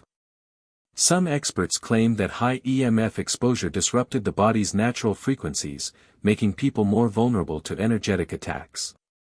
Though research was ongoing, Emily advised mindful use of devices and simple protective measures, like keeping phones away during sleep and grounding regularly. This chapter of her story highlighted a profound evolution, how the timeless struggle against the evil eye was adapting to a digital era. It was no longer about superstition or folklore but about harnessing every available resource, ancient and modern, to safeguard the spirit. Emily's message was clear: in a world where energy flows faster than ever, awareness and intention are your greatest allies. Use technology wisely, honor your roots, and remember that your power comes from within. No app can replace that. As Emily continued to explore the intersection of tradition and innovation, she felt hopeful. The future of protection against the evil eye wasn't a battle to be fought alone or in darkness, it was a collective journey illuminated by knowledge, community, and the tools of a new age. Emily's journey had taught her many lessons about the external world, the people, the signs, the science, but perhaps the most profound discovery was learning to trust her own intuition. Intuition, she realized, was like an inner compass, a quiet yet powerful guide that helped her navigate the murky waters of jealousy, envy, and hidden negativity that often accompanied the evil eye. From childhood, Emily had often dismissed her gut feelings. She remembered times when a nagging sense of unease had warned her about a situation or a person, only for her to ignore it and face heartbreak or betrayal. But as she grew stronger and more attuned to her energy, she began to honor those instincts instead of silencing them. This shift was not instantaneous, it took practice, patience, and a willingness to slow down and listen. Emily started journaling her intuitive hits, noting how often her gut feelings proved accurate. She also developed a habit of pausing before reacting, asking herself, "What is my inner voice telling me right now?" This simple question became a powerful tool to separate real threats from imagined ones, and to respond rather than react. Emily taught her community to cultivate this skill through daily mindfulness practices, meditation, and body awareness. She explained that intuition often speaks through subtle bodily sensations, a tightness in the chest, a flutter in the stomach, or a sudden calmness, and learning to recognize these signals could protect them from negative energy before it took hold. She also emphasized that intuition was different from fear or paranoia. It was grounded in clarity and calm, not anxiety. Learning to tell the difference was key to trusting oneself.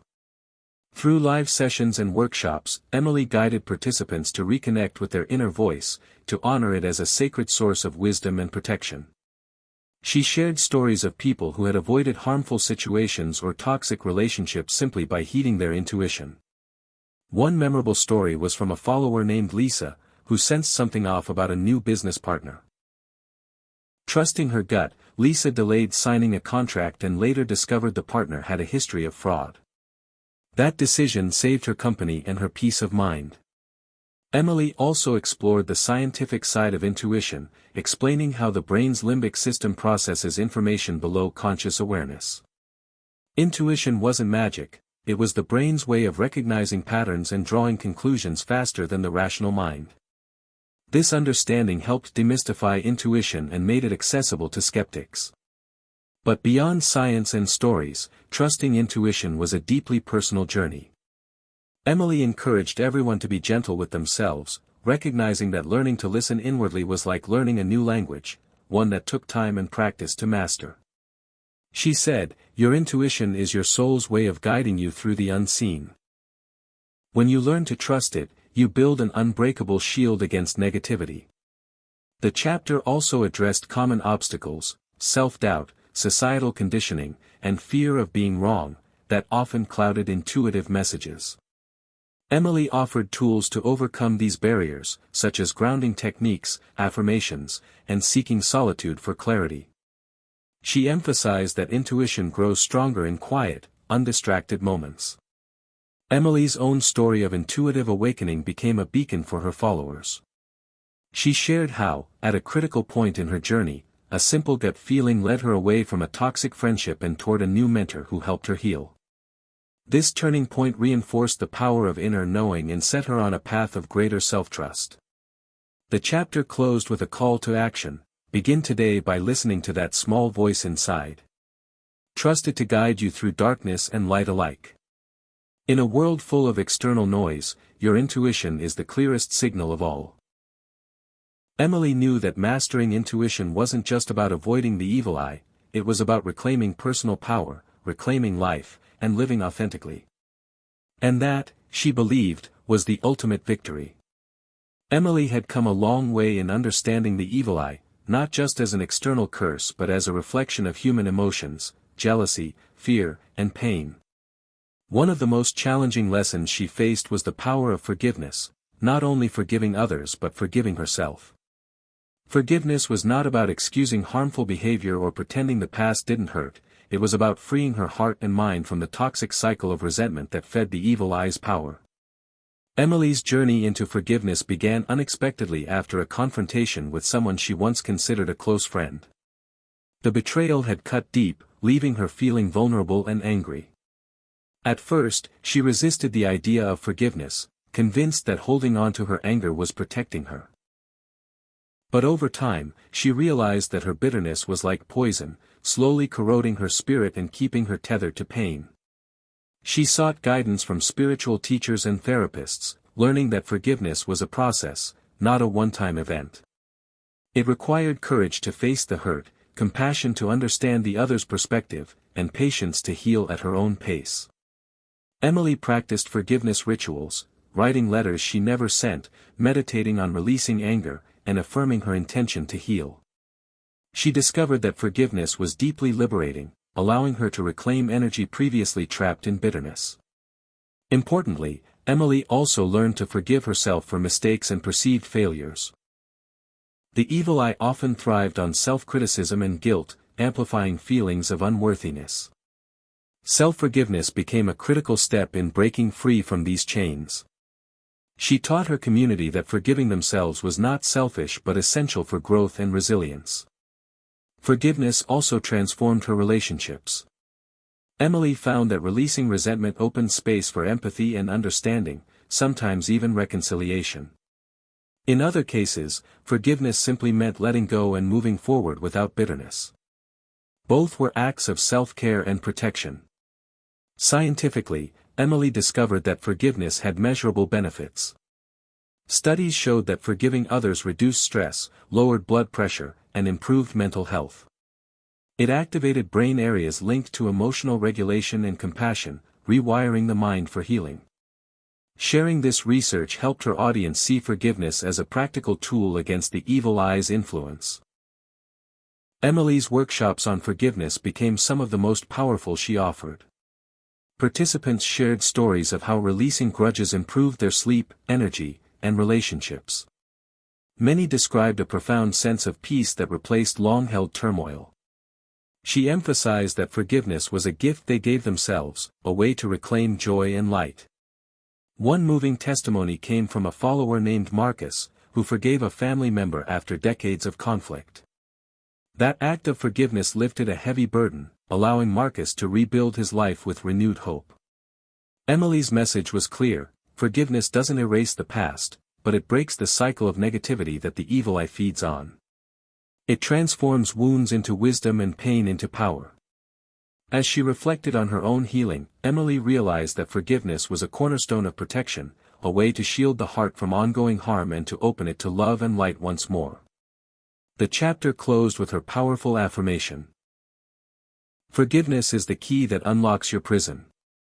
When you forgive, you don't change the past, you change your future. And that is the greatest victory over the evil eye.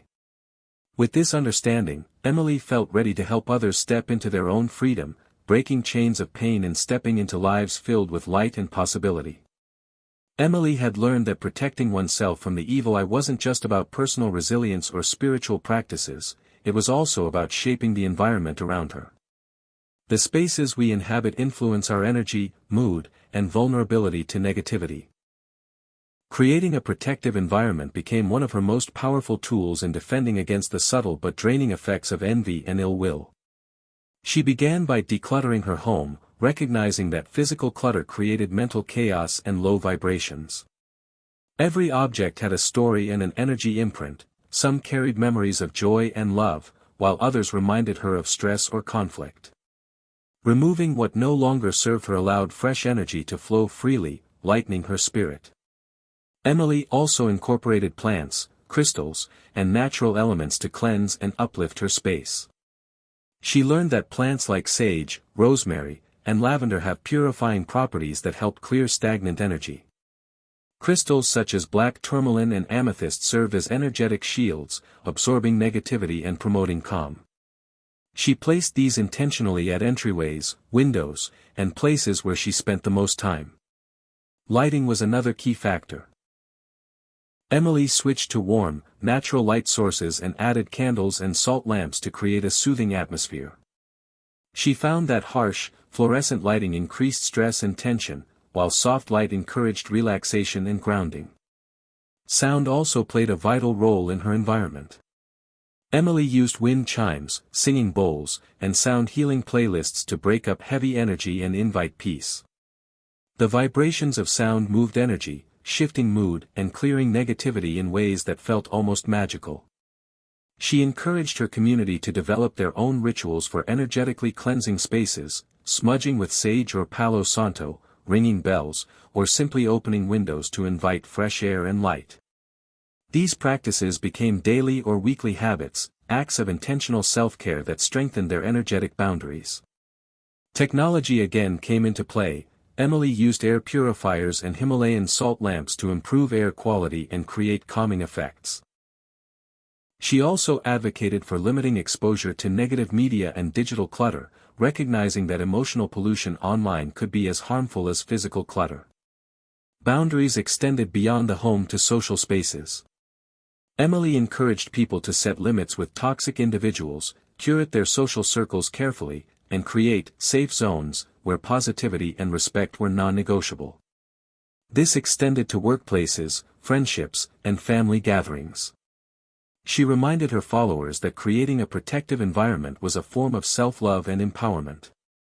It wasn't selfish or paranoid, it was essential for maintaining mental and emotional health. Emily shared stories of people who, after transforming their spaces, noticed improved sleep, reduced anxiety, and stronger energy fields. One follower described how rearranging her furniture according to feng shui principles brought a sense of flow and harmony that lifted her spirits. Another shared how daily smudging before work helped her feel centered and shielded during stressful meetings. Scientific studies supported these practices, showing that environments influence cortisol levels, brain wave activity, and overall well-being. Emily integrated this knowledge into her teachings, helping people understand that energetic hygiene was just as important as physical hygiene. The chapter closed with a call to action: look around you, your space is your sanctuary. By consciously shaping it, you create a fortress against negativity and a cradle for your soul's light. The environment you build is the first line of defense against the evil eye. Through intentional choices, Emily's community learned to build protective spaces that nurtured their strength, resilience, and joy, reinforcing the truth that healing starts not just within, but also in the world we create around ourselves. Emily's journey, from her first encounter with the signs of the evil eye to her mastery of intuition, forgiveness, and environmental protection, led her to a powerful truth: love is the greatest protection of all. This final lesson was both simple and profound. Love, not just romantic love, but self-love, compassion for others, and love for life itself, shields the soul from the shadows of envy and negativity. Throughout history, stories of the evil eye have warned of the dangers of jealousy and ill will, but they also reveal a deeper human truth: that darkness thrives only when love is absent. Emily's personal transformation embodied this wisdom. She realized that the barriers she once feared were best dismantled not with fear or suspicion, but with kindness and understanding. Love created an energy so strong that it repelled negativity naturally. This wasn't naive optimism but a hard-earned insight born from experience and healing. She found that when she approached others with empathy, especially those who harbored envy or resentment, she often disarmed the harmful energy before it could take root. Sometimes this meant setting firm boundaries, other times it meant offering forgiveness or extending compassion to wounded souls. Emily also deepened her self-love practices, knowing that true protection began within. She embraced her flaws and strengths alike, nurturing her spirit with affirmations, self-care rituals, and honest reflection. This internal harmony radiated outward, making it harder for negative energy to penetrate. The chapter explored the science behind love's protective power. Research in psychology and neuroscience showed that love and positive emotions trigger the release of oxytocin, dopamine, and endorphins, chemicals that reduce stress, lower inflammation, and strengthen the immune system. A heart filled with love beats stronger, calmer, and more resilient.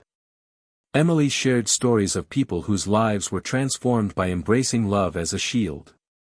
One follower described how choosing compassion over anger in a difficult family situation diffused a long-standing conflict and restored peace. Another credited self-love with helping her recover from depression and ward off feelings of envy directed her way. In the broader community, Emily witnessed a ripple effect. When one person cultivated love, it inspired others, creating a web of positive energy that weakened the evil eye's influence collectively. She called this the love shield, an invisible but powerful network of hearts united against negativity. The chapter also acknowledged the challenges in living this truth. Love requires courage, especially in the face of betrayal, hurt, or suspicion. It demands vulnerability and strength simultaneously. But Emily reassured her readers that this balance was the essence of human growth and spiritual evolution. She ended with a call to action: choose love every day. Let it be your armor and your light. When you do, not even the darkest gaze can dim your spirit. Love is the force that transforms fear into freedom, weakness into strength, and pain into peace. As the story closed, Emily reflected on how far she had come, from confusion and fear to clarity and empowerment. She smiled knowing that the lessons she shared would continue to inspire others long after her story ended. The evil eye, once a source of dread, had become a catalyst for growth, healing, and connection. And in that transformation, Emily found the true meaning of protection, a love so powerful it could not be broken. Emily's journey had always been a delicate dance between ancient wisdom and modern understanding, but as her story continued to unfold, she realized that the true power to protect against the evil eye came from uniting science and spirituality. For centuries, the evil eye was dismissed by many as superstition, an old wives' tale told to scare children or explain misfortune. Yet, Emily knew better. She had witnessed its effects, both subtle and profound, in the lives of those she loved and in herself. The challenge was clear: How to bring credibility and clarity to a concept that straddled the seen and unseen worlds. This chapter was Emily's attempt to bridge that gap, to show that science and spirituality weren't enemies but allies in the quest for protection and healing. She began by exploring the field of energy medicine, a growing area of research that examines how the body's electromagnetic fields interact with the environment and other people's energies. Scientists had discovered that humans emit measurable energy signatures, and that these can be influenced by emotions such as fear, anger, or jealousy, emotions closely tied to the evil eye's traditional lore. Emily found studies on biofields, subtle energies that flow around and through the body, which could be disrupted by negative influences. These disruptions might explain why people affected by the evil eye often felt drained, anxious, or ill without an obvious medical cause. The science of psychoneuroimmunology also fascinated her, showing how stress and negative emotions impact the immune system and overall health. If envy or malice from others created stress responses in the body, it made sense that such invisible attacks could have real consequences. But Emily was careful to avoid reducing the evil eye to mere biology. The spiritual dimension was equally important. Ancient cultures understood that energy wasn't just physical, it was also emotional, mental, and spiritual. The symbols, rituals, and protective charms weren't just placebo, they worked by shifting the energetic balance and intention. She shared how practices like meditation, prayer, and ritual created positive energy fields that countered negativity, supported by neuroscience showing changes in brain wave patterns and heart coherence during such practices. Emily's exploration included interviews with scientists, shamans, and healers who all agreed that intention was a powerful force. The mind's focus, coupled with belief and ritual, could alter one's energetic environment and promote healing.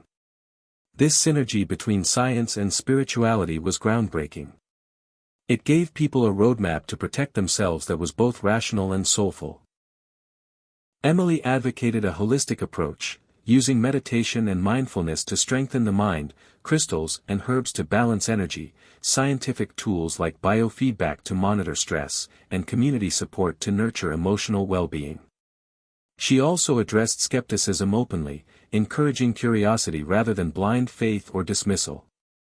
The chapter detailed a practical guide Emily developed based on this fusion, a 5-step protocol combining grounding techniques, energy cleansing, emotional release, scientific self-monitoring, and loving intention. She invited readers to experiment and find what worked best for them, emphasizing empowerment through knowledge and practice. Emily's own experience validated this integrative path.